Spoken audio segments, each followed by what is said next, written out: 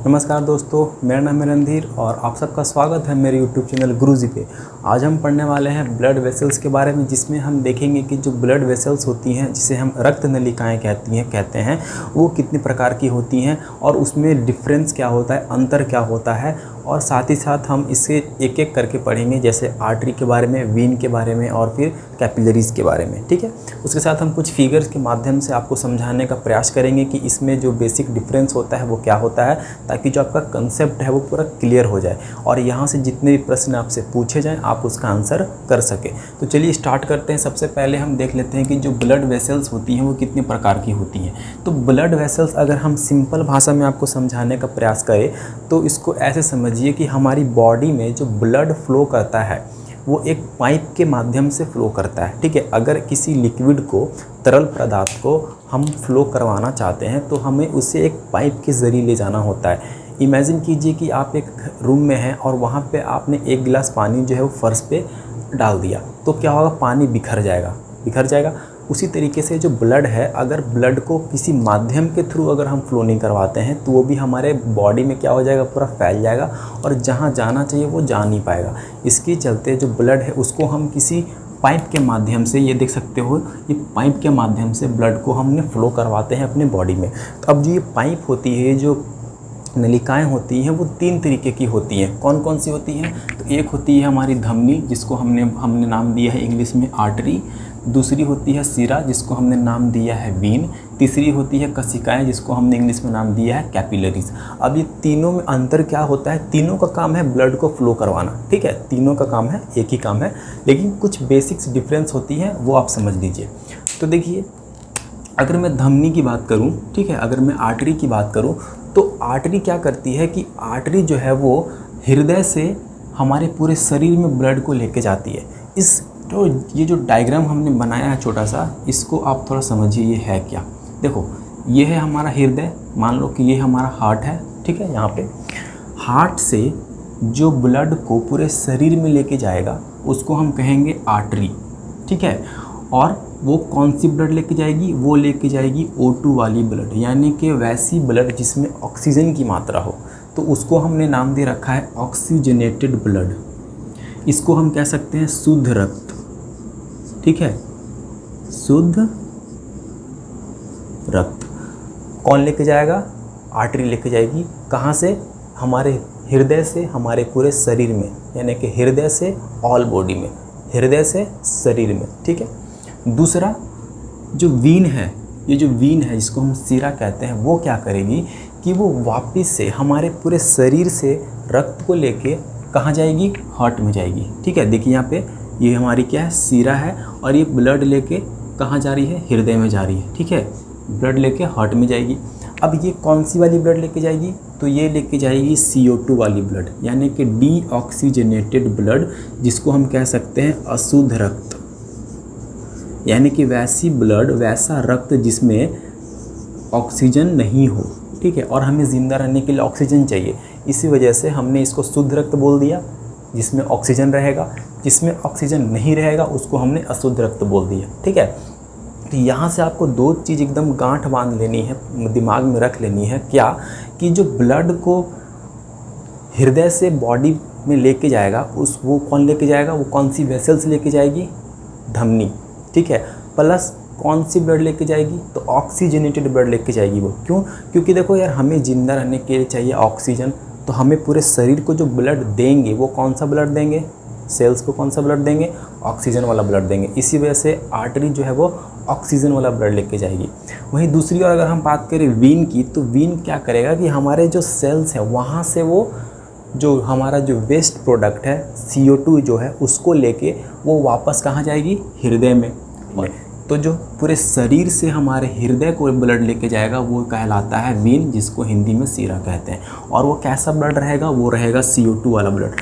तो ये आपका जो है एक बेसिक सा आपका जो मैकेनिज़्म है, जिसमें हमारा बॉडी ब्लड जो फ्लो करता है, वो इस मैकेनिज़्म पे काम करता है। ठीक है, अब अपवाद में आपको याद रखना है क्या? एक्सेप्शन में आपको याद रखना है कि जो पल्मोनरी आर्टरी होती है, यानी कि जो पल्मोनरी धमनी होती है, वो डीऑक्सीजनेटेड ब्लड लेके जाती है। ठीक। और अभी हमने यहाँ पे पढ़ा कि जो आर्टरी है वो कैसा ब्लड लेके जाती है, वो O2 वाला ब्लड लेके जाती है, ऑक्सीजनेटेड ब्लड लेके जाती है। लेकिन हम यहाँ पे क्या देख रहे हैं अपवाद में कि एक पल्मोनरी आर्टरी नाम की धमनी होती है जो हमारे बॉडी से डीऑक्सीजनेटेड ब्लड लेके जाती है, ठीक है, इसको याद रखेंगे। दूसरा जो पल्मोनरी वीन है जो जिसका काम होता है CO2 वाला ब्लड लेके जाने का, वो ऑक्सीजनेटेड ब्लड लेके जाती है, ठीक। तो ये दो अपवाद में आपको याद रखने हैं। और ये ऐसा क्यों होता है, ये जब हम अगले वीडियो में हार्ट पढ़ेंगे, जब हम हृदय पढ़ेंगे विथ डायग्राम, तब आपको समझ में आ जाएगा कि ऐसा क्यों होता है। फिलहाल के लिए आप इसको याद रखेंगे। अब हम थोड़ा देख लेते हैं धमनी से कुछ इंपॉर्टेंट पॉइंट्स जो एग्जाम्स में पूछे जाते हैं। अगर हम धमनी की बात करें, जिसको हम आर्टरी बोलते हैं इंग्लिश में, ये हृदय से रक्त को लेकर जाता है। अभी हमने देख लिया हृदय से रक्त को लेकर जाएगा, ठीक है। दूसरा, रक्तचाप अधिक होता है, यानी कि जो हमारी आर्टरी होती है, देखो ये एक समझ लो ऐसा कि एक आर्टरी है जिसको मैंने बीच से कट करके रखा हुआ है और उसका डायग्राम यहाँ पे बना हुआ है जिसका नाम है धमनी। अब इसमें क्या होता है, जो हमारा रक्तचाप होता है, क्योंकि देखो ब्लड जो है वो इसी से फ्लो करेगा, तो आर्टरी में जो BP होता है ना, जो ब्लड प्रेशर होता है वो होता है हाई, मतलब कि वहाँ पे BP हमारा क्या रहेगा, हाई रहेगा, रक्तचाप जो है वो उच्च रहेगा। ऐसा क्यों होता है, क्योंकि जो इसका आपने देख रहा होगा, इसकी जो मोटाई है, ये जो मोटाई है, ठीक है, ये जो मोटाई आपको दिख रही है ये काफ़ी ज़्यादा है, यानी कि जो ब्लड फ्लो करने का रास्ता है वो काफ़ी संकरा है। तो अगर रास्ता संकरा रहेगा तो ब्लड कैसी जाएगी, वहाँ पे उसका प्रेशर हाई रहेगा। इस वजह से जो हमारी धमनी होती है उसमें ब्लड प्रेशर क्या रहता है, हाई रहता है। Very important. तो और सबसे बड़ी धमनी कौन सी होती है, तो सबसे बड़ी धमनी होती है एरोटा। ये भी हम जब हार्ट पढ़ेंगे तो आपको हम बताएंगे, ठीक है, अभी के लिए याद रखेंगे। फिर इसकी व्यास कम होती है, तो देखो इसकी व्यास तो यहाँ पे कम है ही। अगर हम देखें, अगर हम डायमीटर, आपने मैथ में पढ़ा होगा, डायमीटर क्या है, डायमीटर यहाँ से जो पूरी एक रेखा जाएगी वही होती है। तो अगर हम सेंटर से डायमीटर हम अगर इसका लेते हैं तो क्या है, इसकी डायमीटर बहुत कम है। कम किसकी वजह से, क्योंकि इसकी जो साइड की जो मोटाई है वो काफ़ी ज़्यादा है, इस वजह से इसकी जो डायमीटर है, जो व्यास है, वो कम रहता है। इस वजह से इसमें ब्लड प्रेशर क्या रहता है, हाई रहता है, ठीक ना, हाई BP। वहीं अगर हम बात करें सीरा की, तो सीरा शरीर से रक्त को लेकर जाती है, तो सीरा वापस से जो हमारे ब्लड में रक्त है उसको लेके कहाँ जाएगी, हार्ट में जाएगी, ठीक है।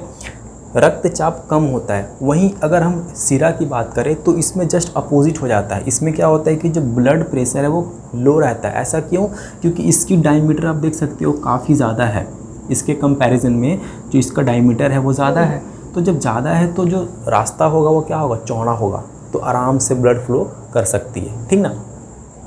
इसकी वजह से इसमें जो BP है वो क्या रहेगा, लो रहेगा, लो BP। फिर तीसरा पॉइंट क्या कह रहा है, सबसे छोटी सिरा। तो जिस तरीके से सबसे बड़ी धमनी हमारी एरोटा है, उसी तरीके से सबसे छोटी सिरा को हम कहते हैं सुपीरियर वीना कावा, जिसका शॉर्ट फॉर्म होता है SBC, ठीक है, सुपीरियर वीना कावा। चौथा पॉइंट है व्यास अधिक होती है, तो व्यास साफ साफ दिख रहा है हमें कि अधिक होगी, ठीक ना। अब एक हमारा जो लास्ट पॉइंट बच जाता है वो बन जाता है हमारा कशिकाएं, जिसको हम कहते हैं कैपिलरीज। कैपिलरीज किसको कहते हैं, तो देखो आर्टरी और वीन दोनों में ब्लड फ्लो करता है, उसी तरीके से जो कैपिलरी होती है उसमें ब्लड फ्लो करता है। तो होता क्या है, थोड़ा सा आप समझिएगा इस डायग्राम के माध्यम से। हमारे हृदय से जब ब्लड निकलती है तो वो आर्टरी के माध्यम से डिफरेंट ऑर्गन जो हमारी बॉडी में है वहाँ तक ब्लड को ले जाना होता है। आर्टरी का मेन काम वही होता है। लेकिन आर्टरी जो हमारी होती है वो होती है थोड़ी सी मोटी। इस वजह से क्या होगा कि जो मोटी आर्टरी है तो वो हर एक ऑर्गन में नहीं जा सकती है, या फिर ऑर्गन्स के हर एक सेल्स में नहीं जा सकती है। तो उसको क्या करना पड़ता है कि इसको फर्दर डिवाइड होना पड़ता है छोटी छोटी, क्या कह सकते हो, कैपिलरीज में, ठीक है। हालांकि जो है ये ऑलरेडी पहले डिवाइड होती हैं, जिसको हम कहते हैं आर्टियोल, ठीक है, छोटी छोटी धमनी में डिवाइड होती हैं और फिर और छोटी धमनी में डिवाइड हो जाती है, जिसको हम कहते हैं कैपिलरीज। उसी तरीके से जब वीन जो हमारा है, वीन जो है वो ब्लड को जब लेके वापस हृदय में जाती है तो वो भी छोटी छोटी जो है वो कैपिलरीज में डिवाइड हो जाती है। तो इस डायग्राम के माध्यम से आप समझिएगा थोड़ा सा कि देखो ये एक कोई आर्टरी है, ठीक है, जिसमें से जो है ब्लड वो आ रहा है। ये ऑक्सीजनेटेड ब्लड है, इसलिए रेड से हमने बनाया है। और इधर एक वीन है जिसमें से ब्लड जो है वो बॉडी में वापस हृदय को वापस जाएगा, और ये इसमें डीऑक्सीजनेटेड ब्लड है। तो देखो इधर से ब्लड आया, ठीक है, ऑक्सीजनेटेड ब्लड आया। यहाँ से फिर क्या होगा कि ये छोटी छोटी जो आपको नलिकाएँ दिख रही हैं, इसी को हमने कहा है कशिकाएँ, इसको हम बोलते हैं कैपिलरीज़, ठीक ना। अब ये क्या करेगी कि ये जो है वो पतली पतली सी जो कैपिलरीज़ हैं वो डिफरेंट जो ऑर्गन्स होते हैं, उसके जो सेल्स होते हैं, जो कोशिका होती है, वहाँ पे बड़ी आसानी से चली जाती है, क्योंकि ये छोटी होती है, ठीक है, बहुत छोटी होती है।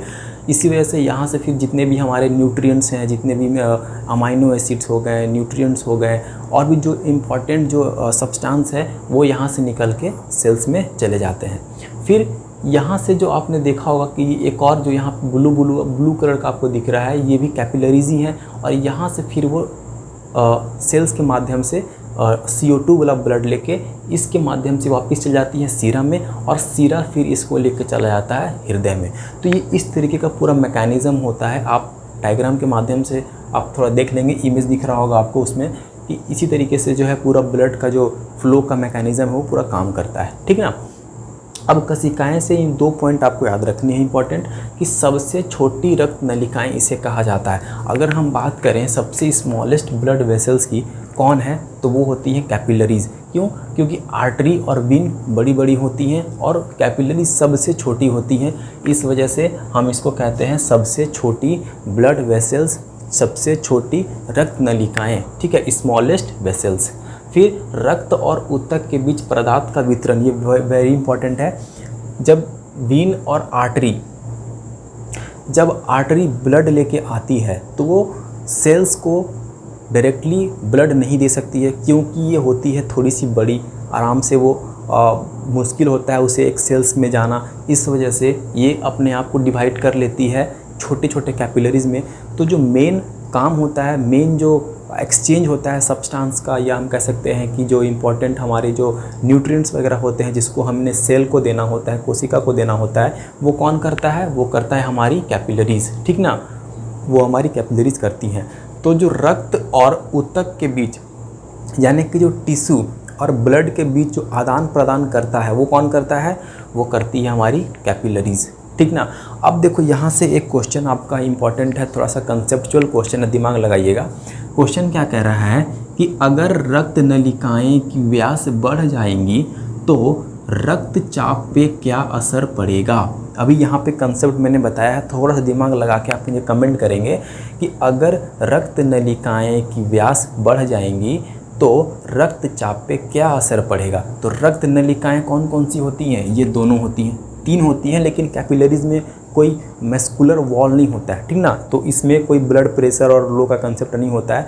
ब्लड हाई और कम जो है, लो और जो हाई है, वो इसी दोनों में होगा, आर्टरी और वीन में होगा। तो आपको बताना है कि किसमें अगर जो हमारा जो व्यास है वो बढ़ जाता है तो क्या असर पड़ेगा, बीपी पे क्या असर पड़ेगा।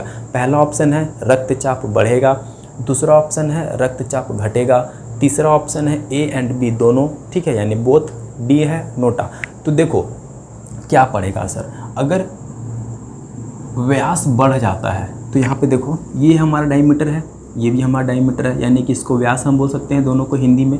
तो कह रहा है कि व्यास जो है वो बढ़ जाती है, तो व्यास अगर छोटा से फिर ये बड़ा हो जा रहा है तो क्या दिख रहा है हमको यहाँ पे कि जो एरिया है वो काफ़ी बढ़ जा रहा है, ब्लड आसानी से फ्लो कर सकती है, यानी कि ब्लड प्रेशर इसमें क्या रहेगा, लो रहेगा।